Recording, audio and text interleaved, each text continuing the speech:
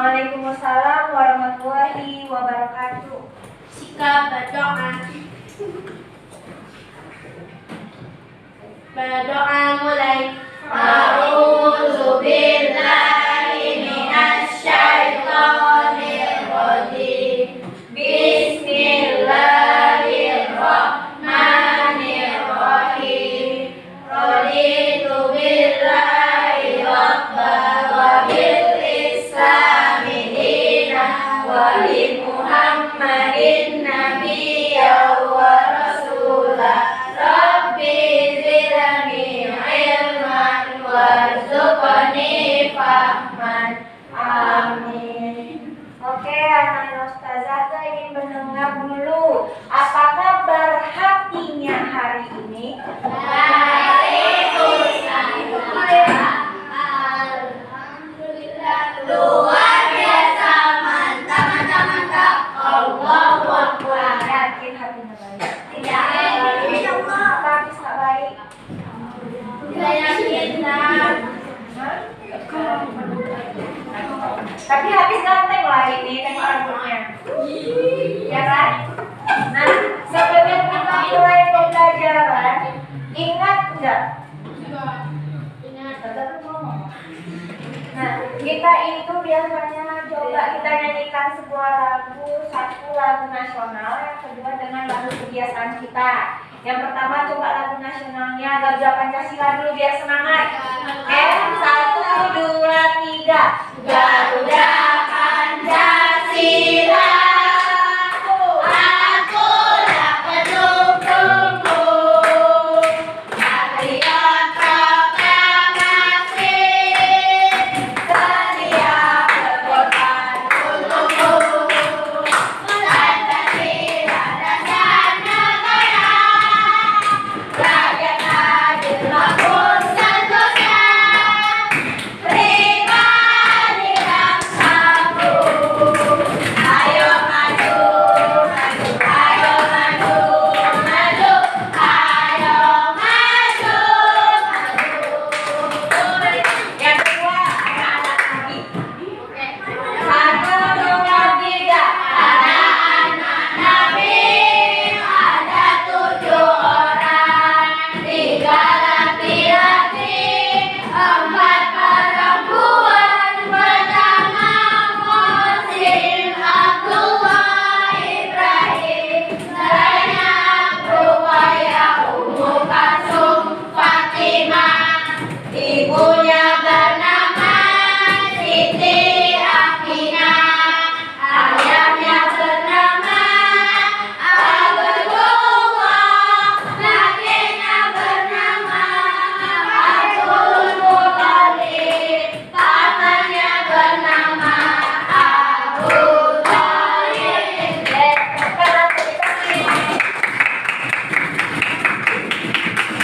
Oke, sebelum kita mulai pembelajaran, ada 7 kebiasaan anak hebat. Yang pertama apa? Yang pertama bangun pagi. Bangun paginya ini jam berapa?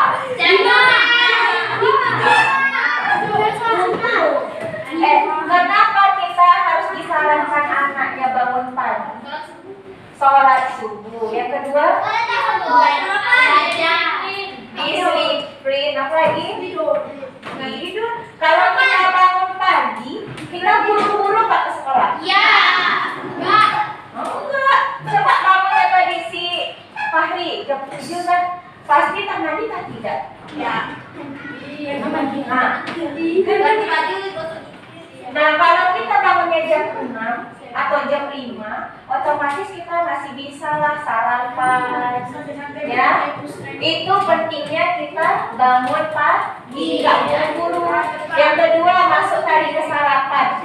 Tadi pagi ada berapa anak yang sarapan di rumah? Sarapan di rumah. Ustazah, saya cuma minum susu atau minum teh. Itu namanya sarapan, Nak. Sarapan ya. Oke, lumayan banyak. Itu kan minum susu. Itu sudah termasuk sarapan. Sarapan coba lah bedakan anaknya yang sarapan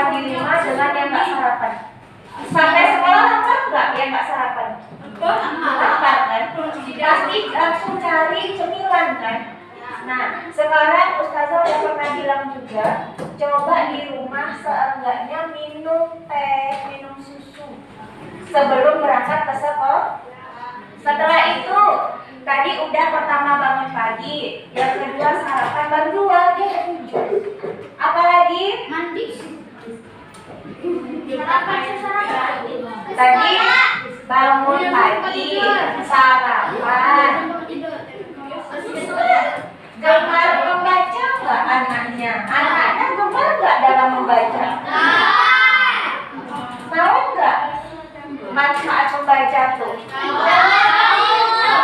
Nah, yang satu tadi bangun pagi, yang kedua sarapan, yang ketiga gemar membaca, yang keempat apa ya?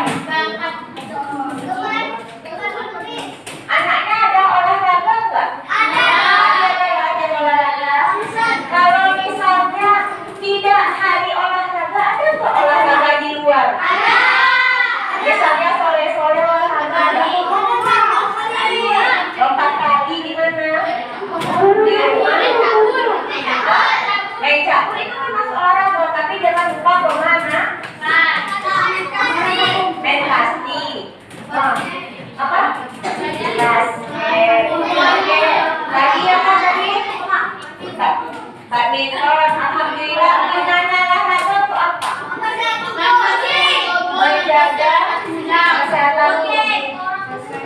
Kalau kita tidak rajin olahraga, bawaannya malas, ya kan? Ya kan? Jadi harus ya, setidaknya bangun pagi itu ada loncat 10 kali. Bangun tidur. Itu supaya anak-anak kan sekarang masa pertumbuhan. Ya. Ketika kita bergerak setiap hari, itu akan berkembang dan tumbuh. Ibadahnya dulu. Tadi lupa tadi, yang sholat subuh. Pasti yang bangunnya pagi itu sholat. 1, 2, 3, 4, 5, 6, 7, 8. Oh, berarti yang nggak sholat aja mana yang nggak sholat? Ada yang nggak sholat? Dina bilang itu saya dari Halangan. Nah, jadi nanti tetap ya dikasih poin. Halangan. Berarti nggak ada halangan ya? Kasih nanti. Yang tidak sholat kasih pelanggaran, yang sholat kasih. Oke. Dan setelah itu apa lagi? Makanannya lagi yang kita lihat. Tadi ada sarapan, makan siang, makan malam, makan cemilan. Coba diperhatikan ketika anaknya makan, itu makanannya bergizi nggak? gizi. Saya makan nasi. Nasi itu karbo ya. Dah. Ya, jangan perhatikan, kurangi makanan ini. Ustazah tidak melarang, tapi tidak boleh berlebih. Dan berbanyak makan protein. Apa contoh protein? Ayam, telur, tempe,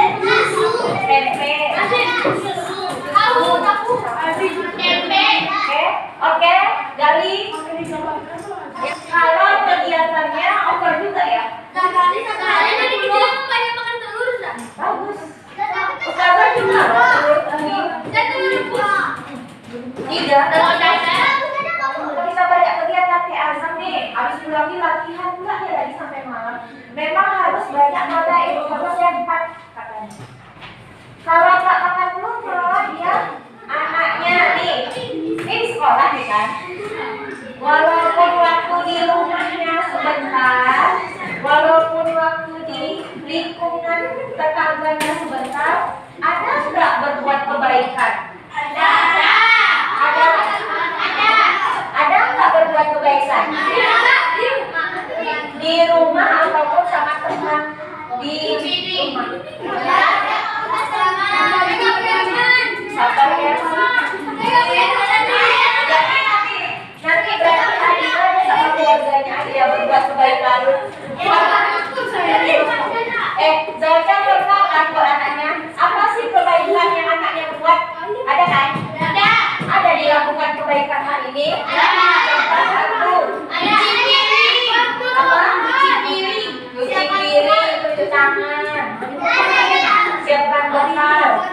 Membantu teman di rumah. Di rumah saja mintanya.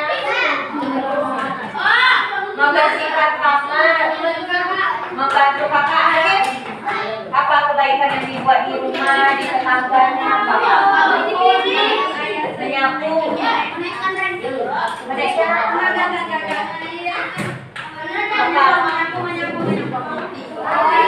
boleh. Oh, dibantu. Tapi bagaimana? Tepuk satu. Tepuk dua. Oke. Jadi ada 7 kebiasaan anak hebat. Yang pertama itu bangun tidurnya lebih cepat. Yang kedua itu sarapan. Yang ketiga dia gemar membaca. Yang keempat ibadah, dia jalan. Yang kelima olahraganya teratur. Yang keenam apa? Makanannya coba dijaga, yang bergizi. Yang ketujuh apa? Kebiasaan kebaikan apa sih yang udah dibuat? Nah, ketika anaknya sudah menjalani 7 yang itu, berarti itulah ciri-ciri anak hebat. Mau jadi anak hebat? Mau jadi anak hebat itu kita mempelajari, kita ngapelnya matematika ya, keluarkan buku matematikanya semua. Udah ya, mana bukunya? Airin, bukunya keluarkan semua. Itu masih bab rasio. Coba dibuka bab rasio. Ya, bab 2. Bab 2. Bab 2. Oke, di bab 2 itu halaman 4950 boleh. Oke, jadi kemarin coba perhatikan saja ya. Kemarin itu kita sudah mempelajari apa sih hubungan rasio itu. Rasio itu perbandingan ya nak. Contoh di sini itu banyak anak laki-lakinya berapa? 11. Banyak anak perempuannya berapa? 10. Berarti perbandingan anak laki-laki dan perempuan. Perbandingan anak laki-laki sama perempuan. Laki-laki berapa tadi? 11. Perempuan perbandingannya 10 berbanding 11 berbanding 10. Itu rasio. Bisa juga dia dibaca 11 terhadap 10. Jadi perbandingannya laki-laki terhadap perempuan. Ya, perbandingan. Coba tegakkan kepalanya dulu nih. Nah, jadi tujuan pembelajaran kita sekarang, tujuan pembelajaran kita sekarang itu menerapkan konsep rasio dalam kehidupan sehari-hari. Bagaimana cara kita menyelesaikannya? Oke, Zawaja di sini ada resep makanan atau minuman. Di sini ada resep makanan atau minuman.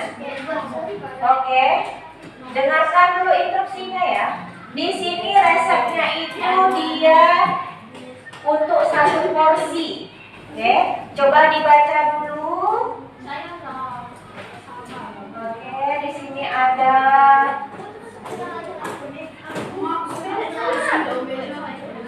Oke, ya, coba diperhatikan dulu. Di situ ada 4 resep berbeda. Dan ada 4 resep berbeda, ada bahan-bahan dan langkah-langkahnya. Ya, ini dinamakan apa nak? Omelet sayur. Bukan menunya. Ini dinamakan apa? Resep makan dalam bentuk apa? Brosur. Ini dalam bentuk resepnya makanan sama minumannya beda-beda kayak kelompok saja lagi ya. Dia beda-beda. Kalau ini dia omelet sayur. Kalau di sana ada jus. di situ ada nasi goreng, di situ ada takoyaki. Nah, jadi di resep masing-masing itu ada bahan-bahan dan langkah-langkah. Ayo kita mau ngapain? Nah, kita ingin menerapkan rasio dalam kehidupan sehari-hari. Ternyata ilmu matematika itu gak hanya menghitung aja di kalkulator, di jari-jari itu cepat enggak, tapi kita manfaatkan dalam kehidupan sehari-hari. Nah, tugas anaknya dalam satu kelompok berapa orang? 5. 6, ada yang 6, ada yang 5. Ini untuk satu porsi. Ini resepnya untuk satu porsi. Buat resep untuk banyak anggota kelompok. Contoh di kelompok sini, ini ada 5. Boleh kayak gitu. Di sini ada 5. Ini untuk satu porsi ya. Berarti buat resepnya itu untuk 5 porsi. Contoh di sini ada 3 butir telur ayam. Kalau untuk satu orang itu 3 telur ayam, berarti kalau untuk 5 orang berapa? Nah, itu tugasnya ya. Oke. Nah, jadi buat dibelah.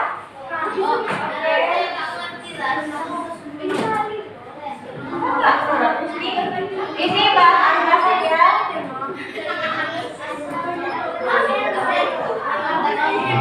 Coba perhatikan ke depan.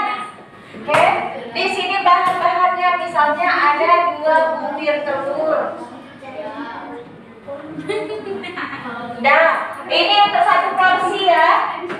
Kalau dalam anggota kelompoknya itu ada 5 orang, kalau satu orang dia 2 butir, berarti kalau untuk 5 orang berapa? Ini kan satu orang nih, satu orang. Kalau ini untuk 5 orang, berarti berapa dia? 10. Apa lagi bahannya di sana?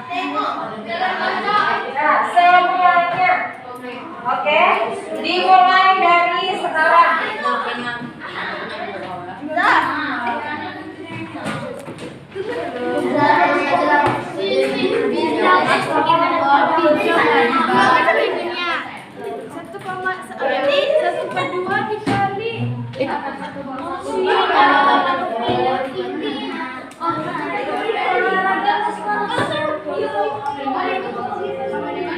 Mana? Itu dapat apa?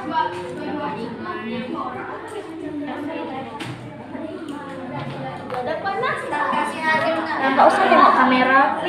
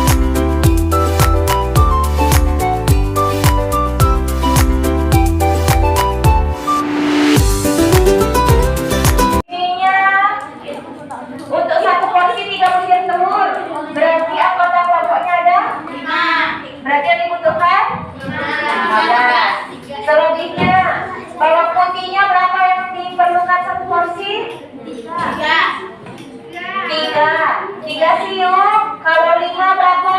Assalamualaikum warahmatullahi wabarakatuh. Waalaikumsalam warahmatullahi wabarakatuh. Nah, komputer air dingin atau air es.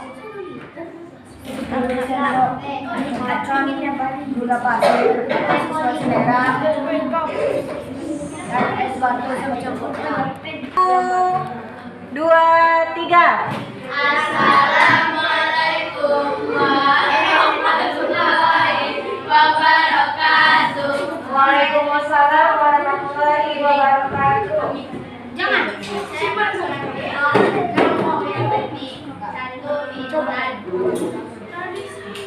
satu orang koyaki dalam satu orang puding ini.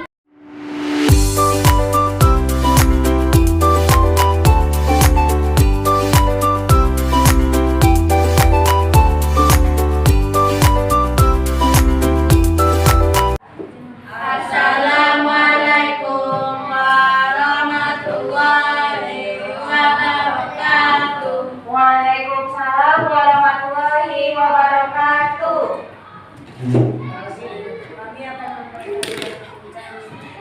Apa nih? Nasi goreng khas Indonesia.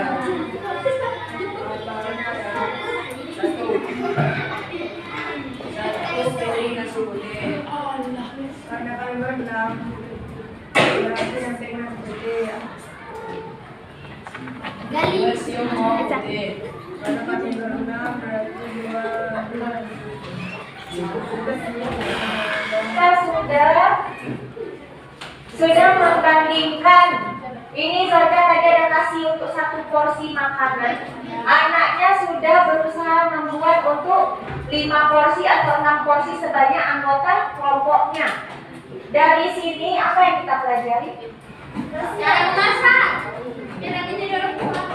Kalau satu porsi bahannya segini.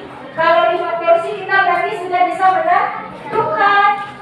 Oke, jadi kalau misalnya anaknya ada acara nanti, biasanya saya buat jus mangga itu untuk saya sendiri atau untuk keluarga saya. Besok teman-teman saya banyak yang datang. Berarti kita harus bisa membandingkan berapa banyak bahan yang kita siap. Itu kan fungsinya, fungsi rasio. Ya. Oke, ini fungsi rasio. Sekarang, sebelum itu, nah, kemarin Doca ada bilang, kalau misalnya kita pernah kan buat sirup, nggak usah lah buat jus, sirup, jus atau teh, pernah nggak merasa gulanya itu kurang? Nah. Atau misalnya airnya kurang, terlalu manis, pernah nggak? Terlalu manis. Itu apa? Itu karena perbandingannya tidak sesuai. Tidak sesuai, itulah fungsinya. Konsep rasio untuk kehidupan sehari-hari. Antara lain, dan fokus dulu. Sekarang Zoca ada template brosur. Oke, nggak usah berlama-lama buat tugasnya sekarang. Duduk yang benar. Duduk yang benar. Tugasnya sekarang Zoca kasih 5 menit cuma buat resep menu atau makanan atau minuman. Dan bahannya apa, langkah-langkahnya apa untuk satu porsi, per kelompok. Oke, di sini boleh ya. Ini Zoca cak ya template-nya. Ini Zoca template-nya diangkat ya.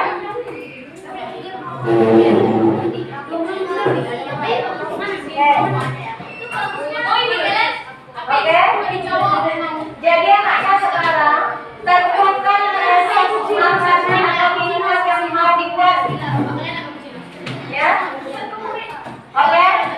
Diskusikan resep untuk satu porsi. Resep untuk satu porsi. Di sampingnya, yang keluar. Oke, ini kan kayak gini ya. Perhatikan ke depan semua. Ini kan kayak gini resepnya. Ini buat resep apa? Contoh ya. Buat bahan-bahan ini di sini untuk satu porsi, di sini buat untuk 5 porsi sesuai anggota kelompok.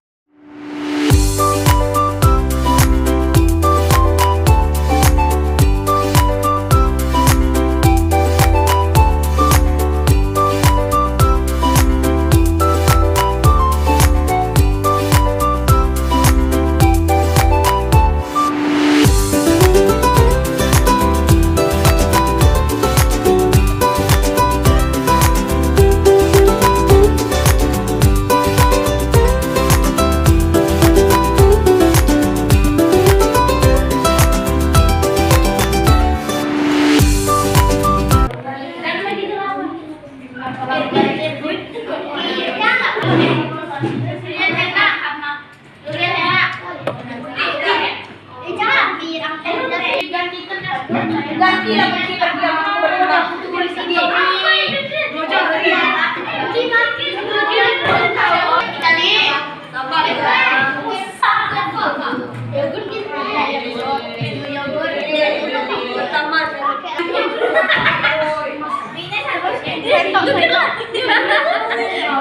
Itu alat kita nambahin alat tuh. Alat juga dong. Itu sama aja dong.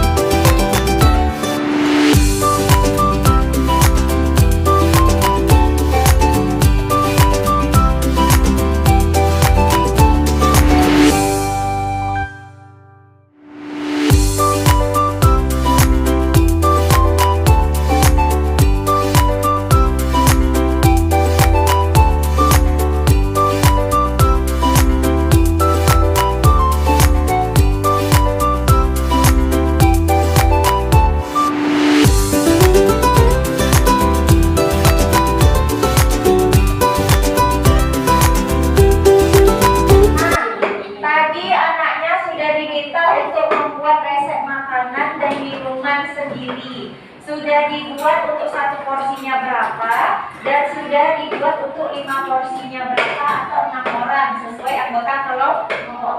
Jadi dari sana kita bisa membagi apa coba satu orang kesimpulan dari kegiatan kita. Duduk tangan dulu. Rasio, apa rasio? Maksudnya dari kegiatan yang kita buat tadi apa sih manfaatnya? Untuk mengetahui takaran. Jadi kalau misalnya kita udah tahu mau berapa porsi yang kita buat, kita bisa menentukan takarannya agar pas.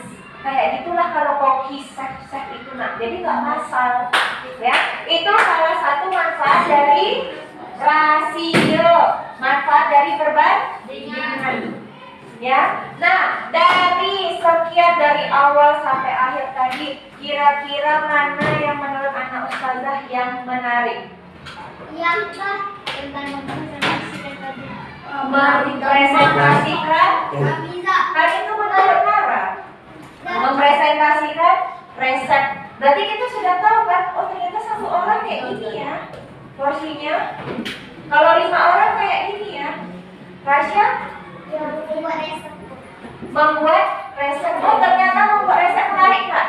Ternyata dalam membuat resep itu susah atau gampang? Coba dulu untuk menutup kegiatan kita hari ini, masih ingat nggak dulu Ustazah ajarkan tepuk jari 1, tepuk jari 2, tik tik, tepuk jari 3, tepuk jari 4. Ingat nggak? Oke, ulang. Tepuk jari 1, tik tik, tepuk jari 2, tepuk jari 3, tepuk jari 4, tepuk jari 5, berbunyi semua. 1, 2, 3, mulailah kita berdoa. Ingat nggak? Sekali lagi, tepuk jari 1, tepuk jari 2, tepuk jari 3, tepuk jari 4, tepuk jari 5, berbunyi semua.